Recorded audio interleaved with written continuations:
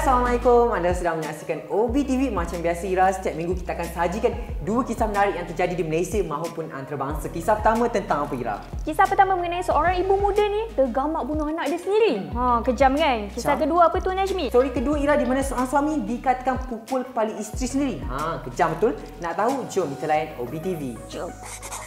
Okey guys, untuk story pertama OBTV minggu ni kita mulakan dengan kisah yang sangat sadis dan kejam apabila seorang ibu ni dikatakan sanggup mengambil nyawa anaknya sendiri atas disebabkan alasan yang sangat tidak masuk akal. Kisah yang nak kongsikan memang akan buat netizen rasa marah, kita pun rasa geram Ira.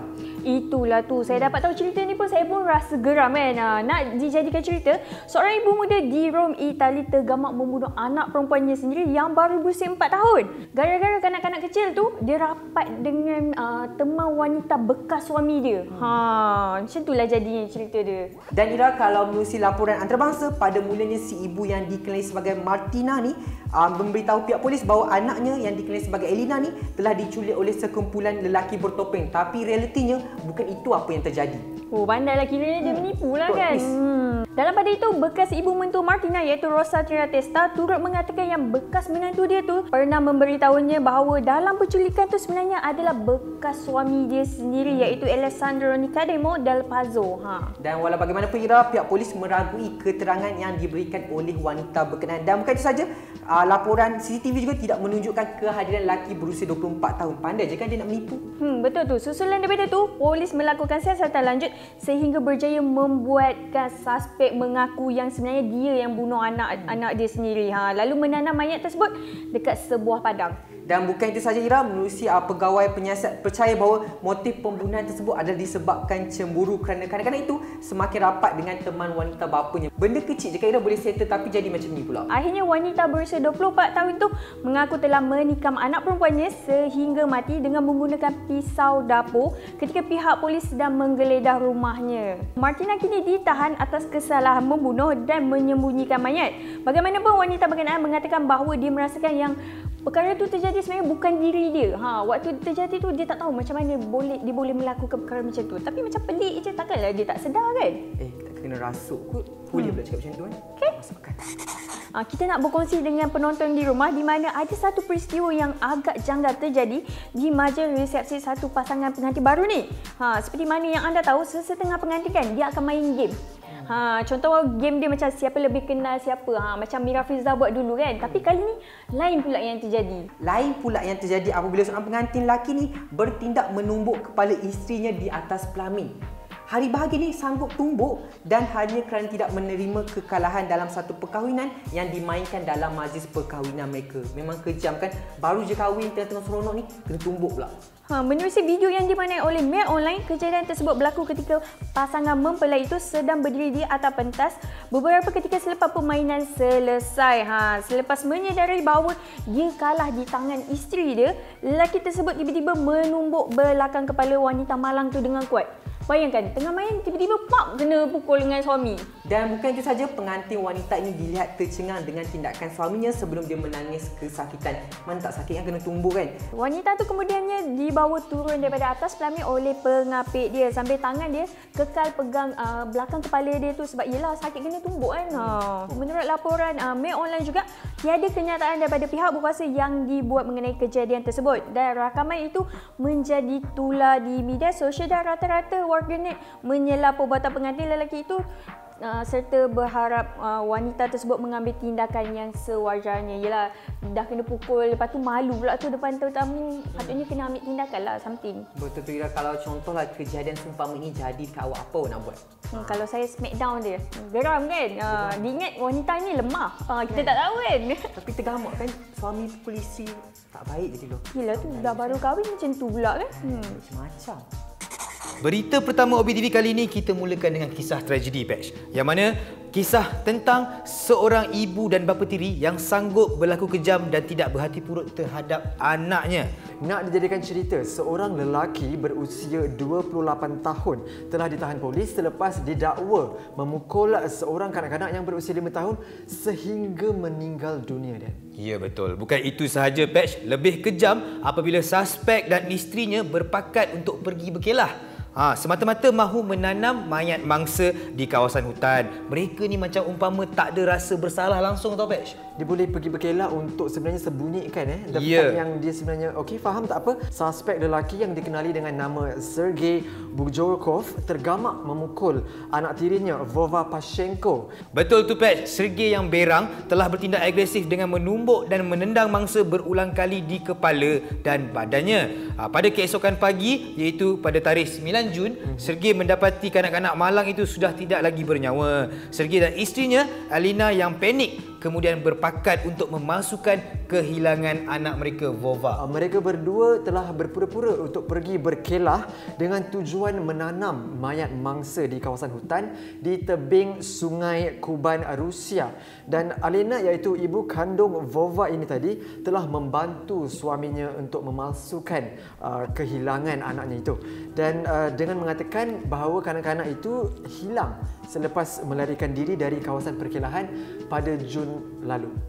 Bagaimanapun, rakaman lita tertutup CCTV di kediaman pasangan ini membongkarkan orang kata fakta kes ini. Apa yang penting, kesian dekat kanak-kanak tu. Umur baru je 5 tahun, orang kata baru nak kenal dunia Patch. Tapi nasib tak baik, dia dapat bapa tiri yang kejam macam tu. Kita harap individu yang kejam ni akan orang kata dibawa ke muka pengadilan biar mereka dapat hukuman yang sepatutnya lah. Setuju dia. Apa kisah seterusnya agak-agak Patch? Sebab tadi kita dah bagi tahu kan. Sekarang ni kita nak cerita dengan lebih detail lagi. Kisah seterusnya sebenarnya agak menyayat hati sedikit, Daniel. Bersedia? Setuju, saya setuju. Teruskan. Sedia Okey. Baru-baru ini sebuah rakaman yang memaparkan kisah adik-beradik yang menjalani pemindahan buah pinggang tular.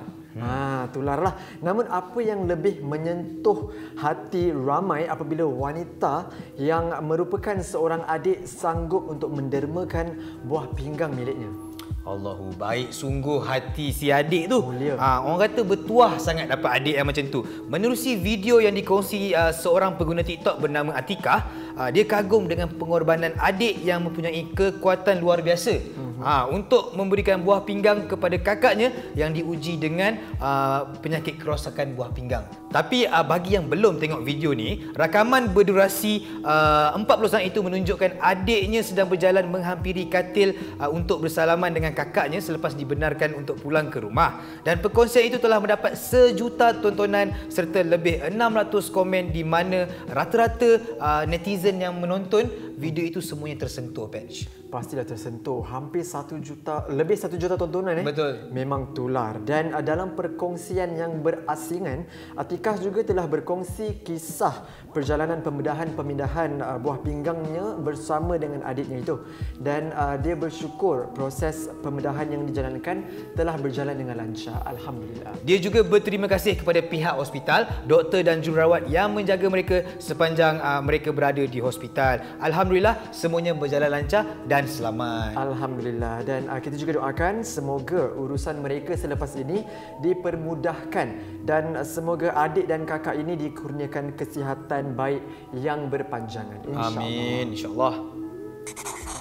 Okey guys, untuk berita pertama OBTV minggu ni, kisah pertama yang kita nak kongsikan agak misteri apabila seorang bayi yang dikenali sebagai Holy Mary Claus yang dipercayai hilang di dalam hutan selama 40 tahun lalu ditemui hidup. 40 tahun time tu awak pun tak hidup lagi, Pika? Betul. Difahamkan ibu bapa kandung Holy ni telah dibunuh dan ditinggalkan di dalam hutan sekitar tahun 1981. Kisah ni memang dah lama.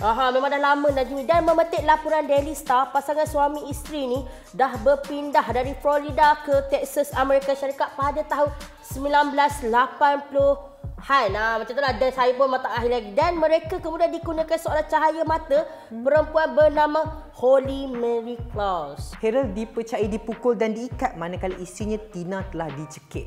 Memang kejam kan. Dan mayat pasangan suami isteri kemudian ditemui di dalam hutan pada 12 Januari 1981.